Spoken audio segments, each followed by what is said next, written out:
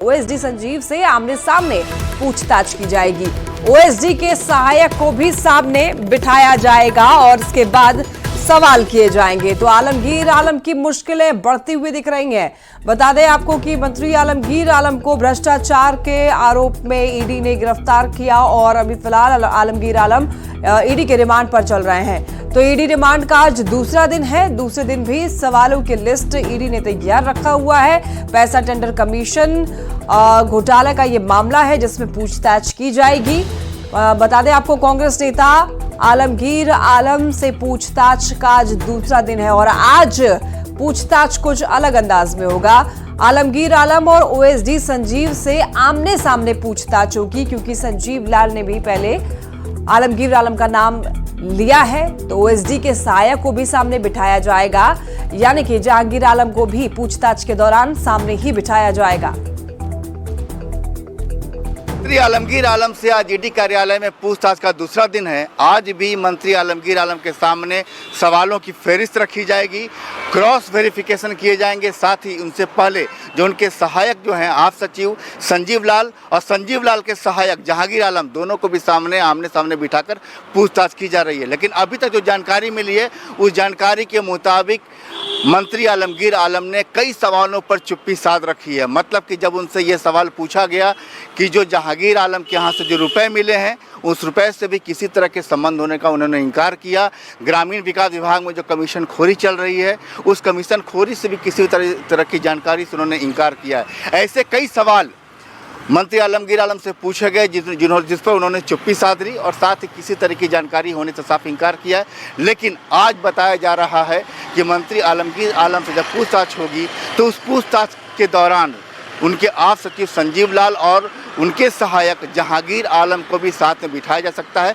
सवालों की जो पहला सवाल होगा, दूसरा सवाल होगा, ऐसे कई सवाल होंगे। वो सवाल पहले संजीव लाल से पूछे जाएंगे, उसके बाद जहांगीर आलम से पूछे जाएंगे और फिर उन्हीं सवालों को क्रॉस चेक किया जाएगा मंत्री के जवाब से।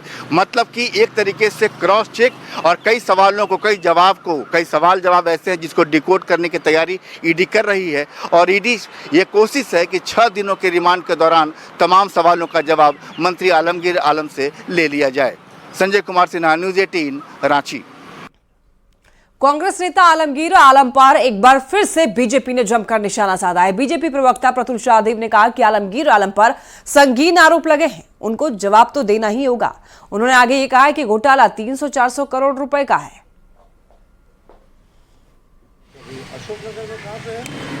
देखिए, जैसे जैसे मंत्री आलमगीर आलम से पूछताछ बढ़ती जा रही है और उनके जहांगीर आलम और संजीव लाल से पूछताछ आगे बढ़ती जा रही है, रोज मीडिया में तरह तरह की खबरें आ रही हैं। एक तो ये सिद्ध हो गया, ईडी ने अपने रिमांड पिटीशन में भी लिखा कि जो पैसा था जहांगीर आलम के यहाँ वो जहांगीर आलम ने ही बताया, वो संजीव लाल ने आलमगीर आलम का पैसा रखवाया था। अब आलमगीर आलम के पास 1.5% टेंडर का कमीशन पहुँचता था। ईडी ने रिमांड पिटीशन में लिखा कि असिस्टेंट इंजीनियर्स ये पैसा कलेक्ट करते थे और संजीव लाल उस कलेक्शन को जमा करता था।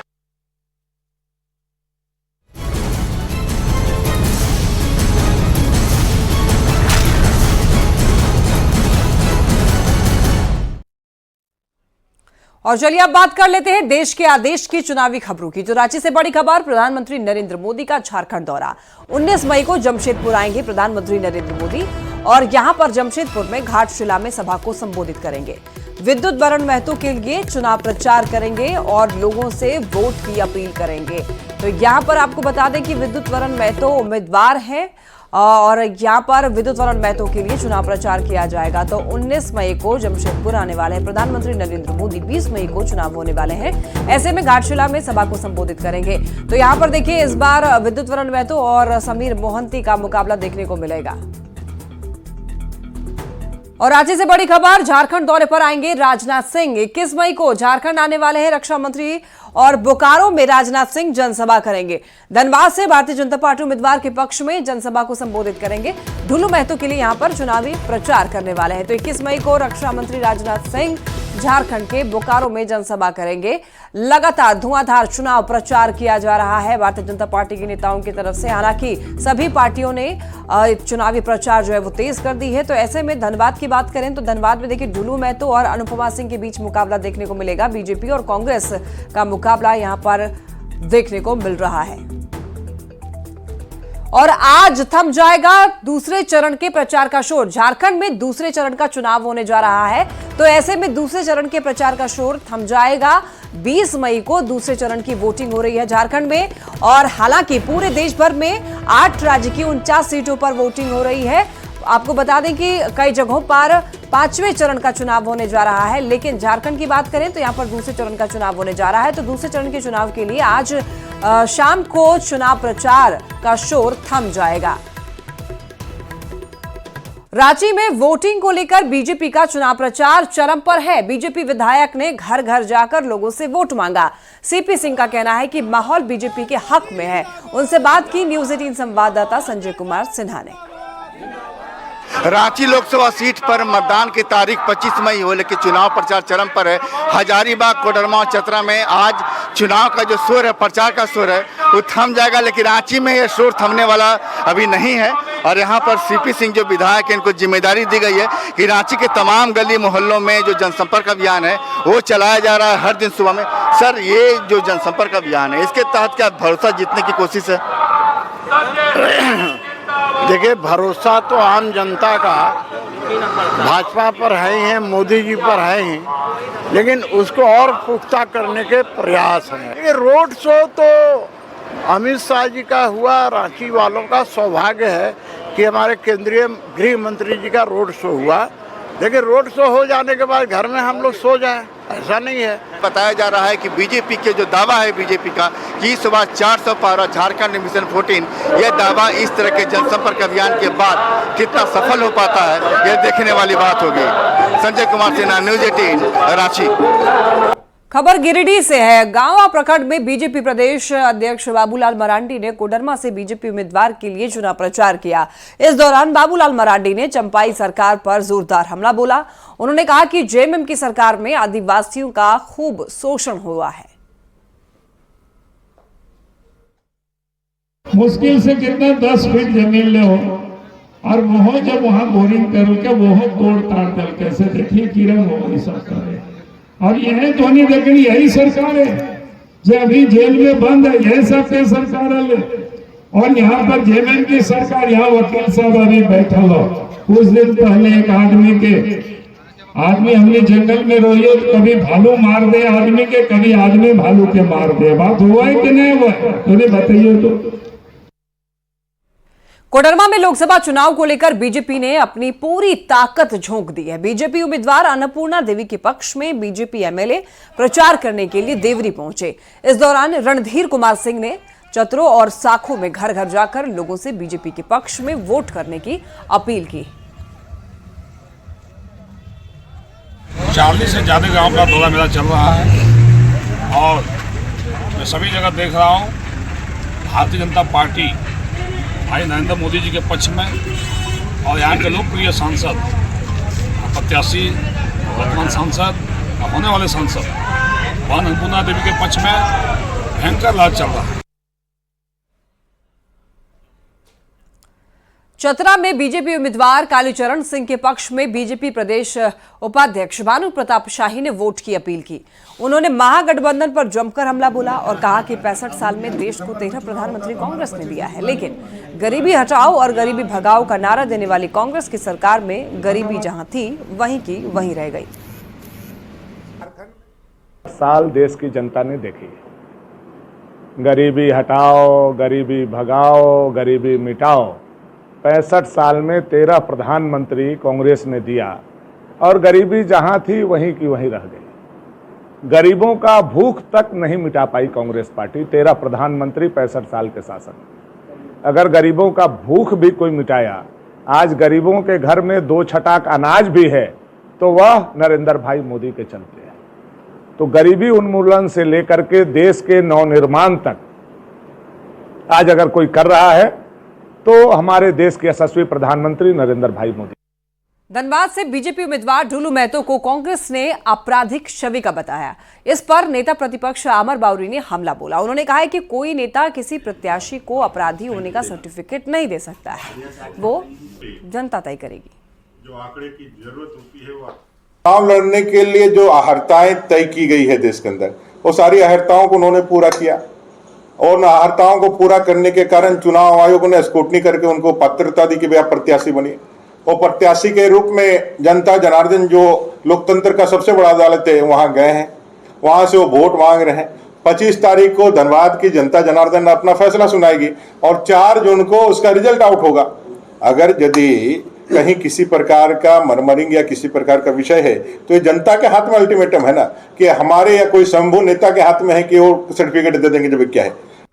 और रांची से बड़ी खबर, आज से ड्राई डे की घोषणा हो रही है। आपको बता दें कि आज शाम 5 बजे से लेकर के 20 मई तक ड्राई डे का ऐलान किया गया। वोटिंग को लेकर ड्राई डे की घोषणा की गई। उपायुक्त ने आदेश जारी किया और सभी जगहों पर शराब की बिक्री पर रोक लगी। तो देखिए, आज शाम 5 बजे से लेकर के 20 तारीख तक यानी 20 मई तक, 20 मई को वोटिंग होनी है। तो ऐसे में 20 तारीख तक ड्राई डे की घोषणा कर दी गई। जिले में आज शाम 5 बजे से लेकर 20 मई तक ड्राई डे का ऐलान कर दिया गया। तो जहां जहां पर भी शराब की बिक्री होती है, रेस्टोरेंट पे या फिर कहीं भी भोजनालय में, तो उन जगहों पर शराब की बिक्री पर रोक लगेगी, वहां पर शराब नहीं बिकेगी। तो 20 मई तक रोक रहने वाली है। रांची में चुनाव को लेकर वोटरों में काफी ज्यादा उत्साह देखा जा रहा है। वोटर्स ने भी वोट देने से पहले अपनी पूरी तैयारी कर ली है। वोटर्स इस बार चुनाव में किस मुद्दे पर वोट करेंगे, उनसे बात की न्यूज 18 संवाददाता निरंजन सिंह ने।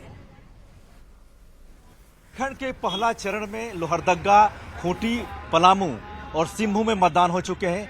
दूसरा चरण में चतरा, कोडरमा और हजारीबाग में 20 मई को होने हैं। तीसरा चरण में रांची, गिरिडीह, धनबाद और जमशेदपुर होने हैं। इस वक्त मैं रांची लोकसभा के गोंदली पोखर अनगढ़ा में हूं और हमारे साथ ऐसे मतदाता हैं जिन सीधे बात करेंगे।